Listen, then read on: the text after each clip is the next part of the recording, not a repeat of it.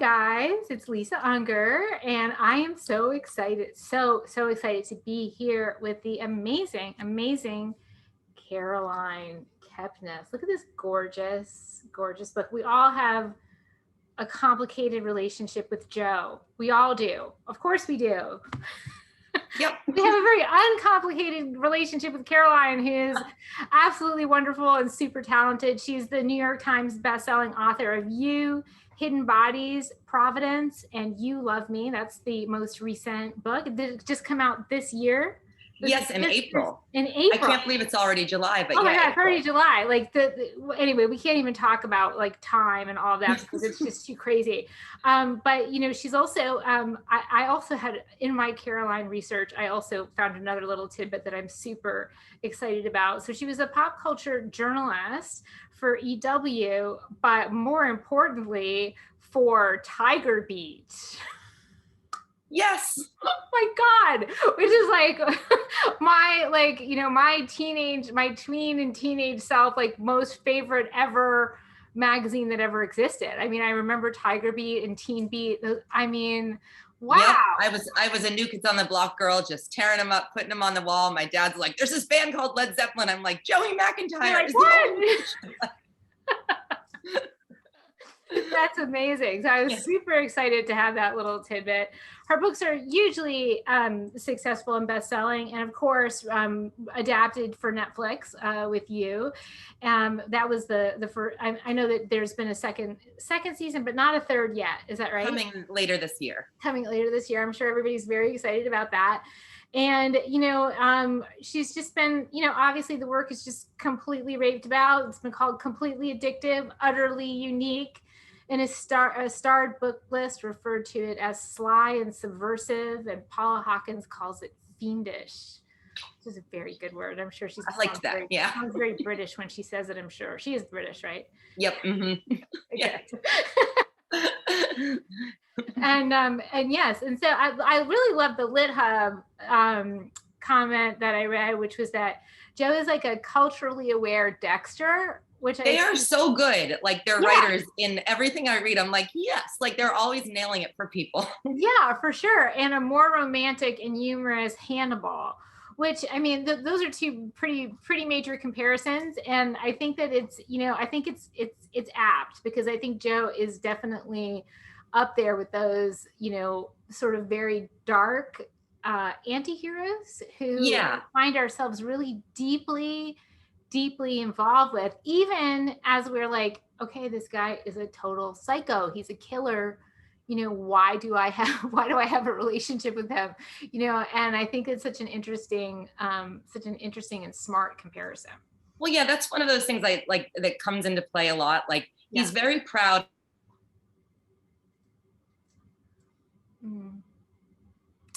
of the terrible things that he wouldn't do. Like focuses, I feel like someone, the guy said it to me well once, where he's like, he's his own best friend and he really is like rooting for himself. And we're all told it, like if you go to a therapist, they're like, you got to believe in you, and he believes in himself. He really does. He's so great. He's so great at that. Like just talking himself into like, you know, into almost like self-congratulatory, like for all, you know, how low he didn't go. Yes, that's well said. Yes. Anyway, so we, you know, I'm a huge fan. I love the books. I love Joe, even though of course we shouldn't, none of us should love him, but we do. So that's okay. I mean, there've been plenty of people that we shouldn't have loved. That I think, and fiction is just the best place to work out those feelings and to have feelings that don't have this, you know, counteraction in reality, you know, like that's where when people have asked me like, oh, is it based on Ted Bundy? I'm like, no. This has no connection to reality. It just didn't come out of me that way. Right. And that's a really interesting point. And it's so true because, you know, when, you know, the last time I watched a documentary on Ted Bundy, I was like, hey, you know what? I'm done with this guy. Like, I don't want to hear another word about him. You know, like he's a killer. Why are you still talking about him? You know, because that's reality.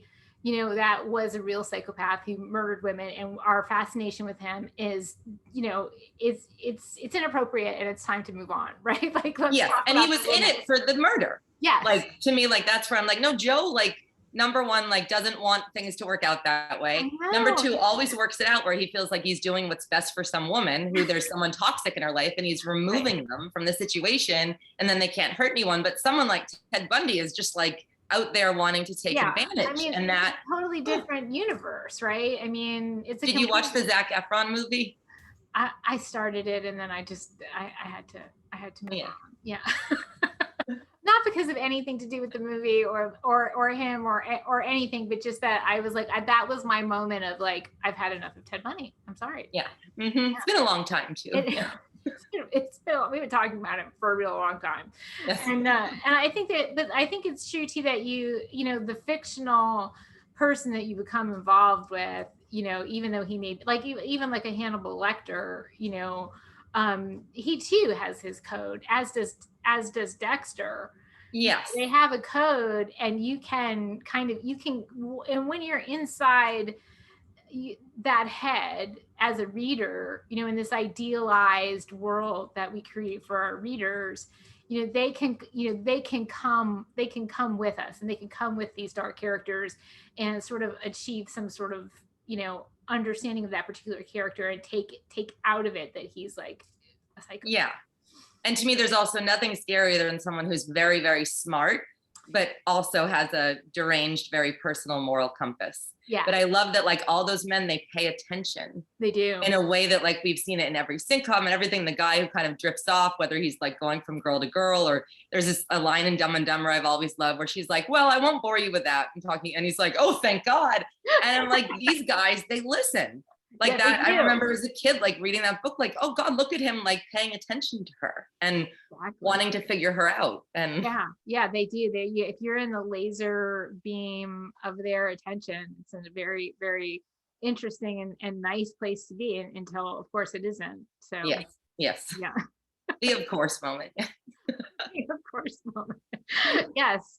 So we were talking a little bit before we got started about why I started doing Three Good Things, and everybody who watches Three Good Things has heard me say this about 100 times, but I started doing this during the pandemic to connect with my author pals. And also just because it's sort of my natural instinct to counteract negativity. Like if you were to say something negative, I would try to say 3 things that were positive, just so we could balance out the energy. And so that's what I've been doing with this show, Three Good Things. And so I've been connecting with authors who are my pals, and then authors who have, like you, been so kind and patient to accept my random direct message or email, like, hi, I'm Lisa.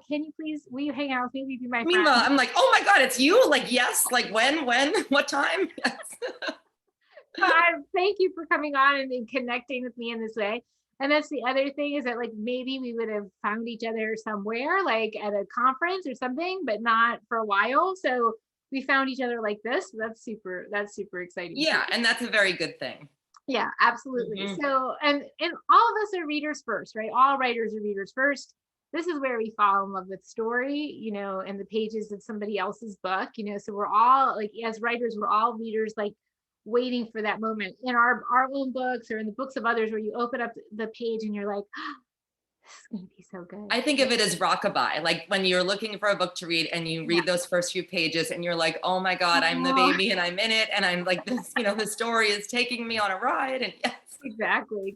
So that will lead me to my first question. Is there something that you're reading right now that, you know, that is something that kind of really transported you, that you really love? Or conversely, is there something that you go back to again and again for comfort or inspiration?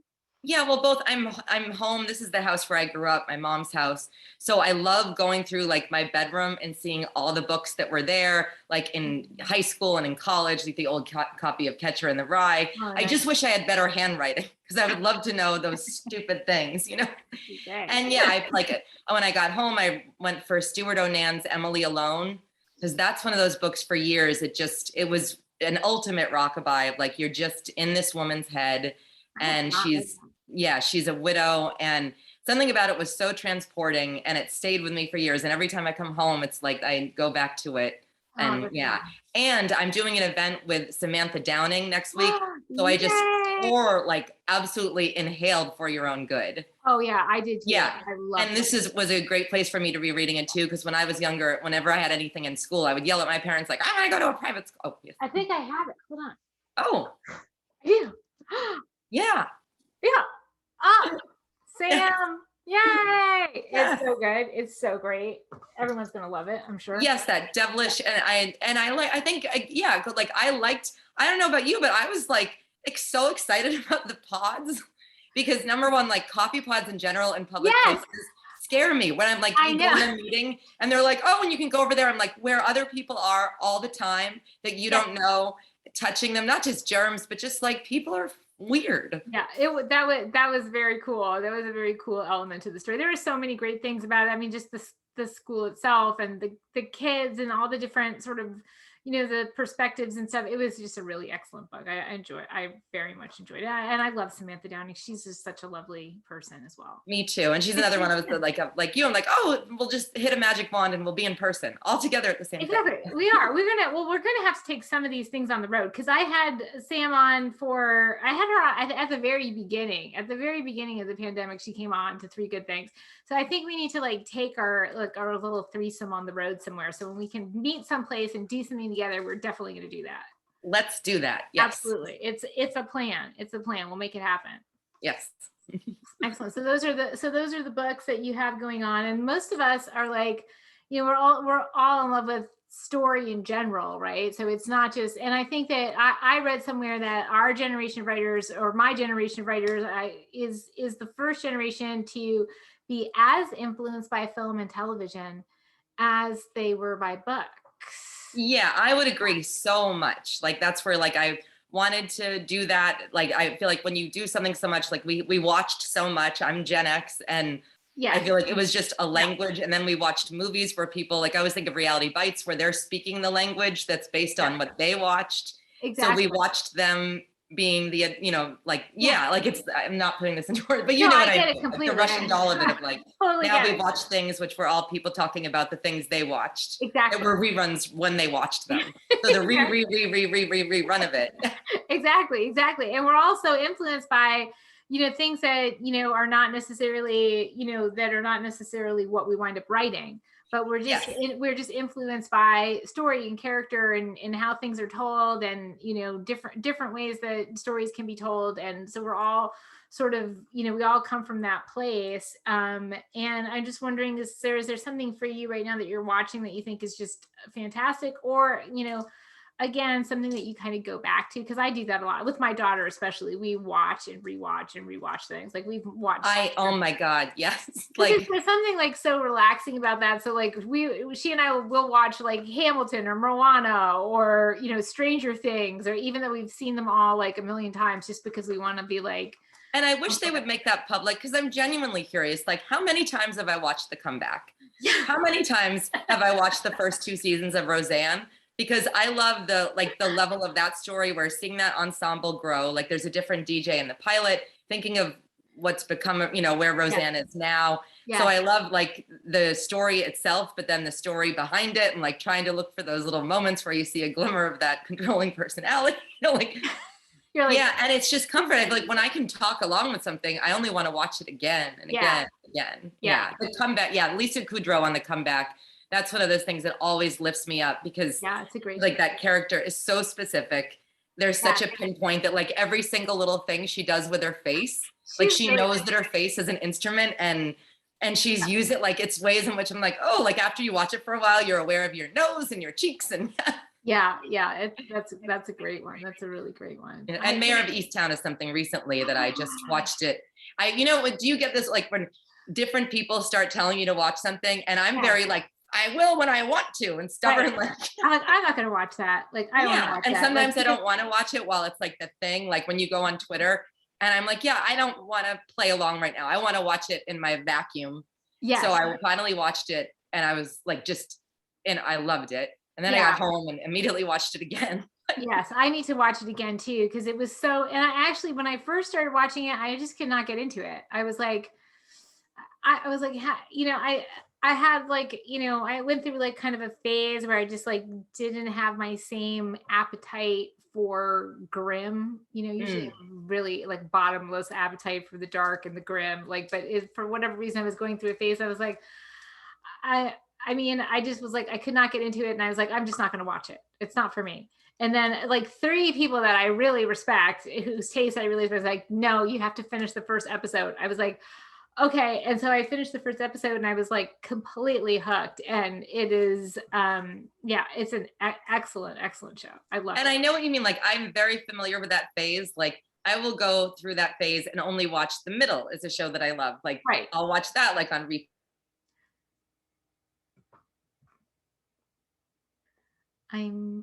We have a little bit of a glitch. See if we can't get her. She'll come back. And I'm like, no, I need the. Am I back? Having a little bit of a glitchy thing. Yeah, but it just did that thing again, telling me I'm unstable. I mean, the internet is unstable. Like, you're unstable. Thanks, computer. No, that's not right. Yes, I know. Anyway, it's Zoom. Everybody knows we're glitchy. That's it. Yes. That's just the way it is. That's life. Life is glitchy. So is Zoom. Yep. Yeah. True. You were talking about which one? Oh, The Middle. The Middle. Yes. Yep. Like just a good, soft, primary colored place. Yeah. And the music, even, I'm like, I think of it almost like I've never done heroin, but I'm like, this must be what heroin is like. Like, you just take the shot, way back, like, oh. That's how I feel about The Crown. Yeah. Like, I literally, if I, no matter what state I'm in, if I put on The Crown, it's literally like I'm lulled into like just this kind of, like nod, like. Yes. And and especially after years, like I've always been an office person. Yeah. And that's one of my, like, I remember once my sister-in-law, I said I was writing and she walks in and she hears The Office and she's like, oh, it's not going well. I'm like, no, this is writing. Like, I'm writing. I've seen episode probably 300 times or so. So I'm just like letting my head do things while I'm stuck. Yes, that's exactly true. And I do that sometimes too. I mean, like sometimes you just turn on, if you're stuck in your narrative and you're trying to find your way out or through or whatever, and sometimes you sitting there and trying to write just isn't the thing, right? So usually, I'll get on the treadmill and then while I'm on the treadmill, I might watch something that I've watched a million times before. And that action of being like in motion and then just kind of, you're not really paying attention because you've seen it so many times, but there's something about, watching something that you love and like hearing the music and moving that can almost always like, oh, okay, I know what to do. And then you're off your back. And then it heightens the experience when you do watch something new. Like I watched the Liam Neeson Ice movie last week. Oh, how was that? A couple weeks ago. I mean, it's so out there. It's wonderful. Like, I can't wait. I haven't watched that. And then I watched it again, but I love when you haven't looked at anything new in a while and you're like, oh my God, like I have to look at the screen. Yeah. Like I can't go away. Pay attention or I'm not going to know what's happening. Yes. We just went to the movie theater for the first time in about 100,000 years and we saw Cruella. Which was, I mean, obviously I have a teenager and I took a group of teenagers, but it was still great. Yes. I still haven't been. I'm still a little like I want to see Fast. I love the Fast movies. I want to see Fast 9, but it's so long. Like Cruella's on the shorter side, right? Like it is. It's a kids movie. I mean, I wouldn't say it's like it's not G, but it's like PG. Right. Yeah. It's not 3 hours. Yeah. Black Widow. We have to go see Black Widow. So we're definitely going to be doing that too. So but obviously I'm actually in Florida. So as you know, there was no pandemic here in Florida. None. I know. Congratulations on that. Good job. Thank you so much. Yes. It's weird how it was everywhere else. I know. So strange. But we've been very, very, sort of, masked and distant and whatnot. But, it's been, we've been lucky here in Florida because we can be outside all the time. So yes. That has been, I really do think that's the biggest difference between like how we experienced it. I mean, well, there's so many differences. I'm not going to get political, but I'm just going to say we have been outside. We've been outside this whole time. So it does. And so you have outdoor space that's yours too. Like exactly. I'm in an apartment in LA. And for me, like it was this terrible equation with like even stepping outside meaning like exposure, mask on the defense, concerned, you know, and when I come home here and I'm like, oh, you can just walk inside, outside, the brain starts to like feel like, yes, outside is not the danger zone. It's right. It's actually like, I can be outside. It's okay. Yeah. And we've actually kind of been in that space since I think things started opening up here, believe it or not, in May of 2019. 2020? Oh, 2020. Yeah. Okay. Oh my God. What year is it? I don't even know anymore. I know. Yeah, 2020. And yeah, so May of 2020 things started to open here. And you know, we were obviously, you know, we live in the St. Pete area. So it's like, you know, it's a very like sort of blue pocket, I would say. And so, you know, people were more cautious, more careful, but, you know, and people were pretty much masked until until people started getting vaccinated. And then slowly that just stopped as well. So. Right. Yeah. I think that's been one of the, you know, many hardest things about this, over the, like, seeing just the worst in human behavior for so long on a small scale. And then also the way it's made people almost too grateful for any decency. Like, I was in the grocery store a few weeks ago in LA, and the woman behind the register is counting. So she's counting cash. So I stood there and waited. And then I come up and she's like, thank you so much for waiting. I'm like, no, like, I don't get brownie. Okay. I'm like, she's like, no, most people, they want to get out of here. They don't care. I'm like, no, but like, that's bad. And it doesn't make me a saint. Like, we can't get to this place where like, I know, where you're just amazed when anybody's even remotely patient and kind. Yes. Yeah. Have you flown much? We actually just flew for the first time since the beginning of the pandemic. This summer, we went out to Colorado. We went to Aspen, we went to Gateway, and then we went to Santa Fe. Oh, nice. We met my family out in Santa Fe. It was the first time I've seen my whole family since the beginning of the pandemic. So we rented a house out there, which was really amazing. But yeah, we flew, and it was something. Yeah. Yes, my favorite thing in LAX, where like the options aren't great to begin with, and there's no alcohol, and so you can get those sandwiches that, you know, were made like long ago. Yeah, like, and there's this guy, and like this was in the like heart of things. Like, I did come home last year for a bit, and everyone's in masks, and everyone has that agonized look on their scared look on their face. And he's sitting there digging into the sandwich, and I'm like, oh my God, dude, like, it's not even good. Like, we all know what that tastes like. It's not good. And it made everyone around uncomfortable. And it was all, every once in a while, I still think about him, like, why didn't he eat before he left the house? Like, why did he save it up for that? For the airport, for that sandwich in the airport. Yes. Well, this actually brings me to my third good thing. Speaking of disgusting airport sandwiches.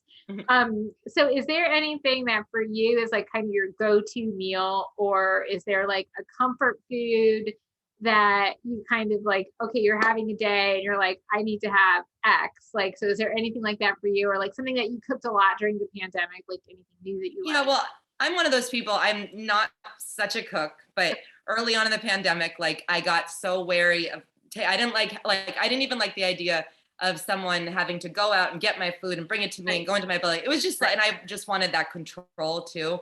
Right. So I started chopping vegetables, and I was like, I'm going to be one of those people who's like roasting vegetables. And I did it once and like burnt them, and it was hysterical, but they were good. But the next time I'm doing it, I'm in my kitchen, like, you know, the TV's on. I feel like, oh yeah, I'm well adjusted. Like, I'm on the farm, like chopping vegetables. And I look down, and there's red sauce all over them, and it's blood. Oh. And I just didn't, you know, it was one, you know, that kind of cut where, for whatever reason, I didn't feel it. I mean, I was like in the mode, and the blood's all in there, and I chopped so many, and I didn't have any more. And it wasn't like I was going to brace myself to go back and get them. So I'm just like, and they were delicious. Like, wait, I rinsed I just to be clear, did it have your blood on it, or did you? Yeah, no, my blood was there, and I did rinse it off, but you know, to a point, like, you know, the hemoglobin will always adhere. So maybe it added to, you know, maybe it added to the flavor. To this day, when I do that, and they're okay, but they don't taste that good, and I'm like, no, not going to become a cutter for like seasoning, like. You're like, I wonder how far I'm willing to go for these roast vegetables. Yes. I love And that. I like things that make you feel like you made something. Like is it fahe yogurt? I don't even know how you pronounce it. How? I don't know. It's the one where like the yogurt's on one side and then the little sugar fruit is on the other side. So you pour it in and mix it. Yeah. And it gives you the sense that you've prepared something. And I have the strangest relationship with eggs. Like I'll go through an egg phase and like wake up like, oh my God, scrambled eggs. Like, yes, like perfect. What a perfect food. And then that day I wake up and I'm like, I will never eat an egg ever again. I will never look at an egg. That's a baby in there. This is disgusting. Who figured this out? Whose idea was this to start? Like, idea was this? Who was the first person to eat an egg? Mm-hmm.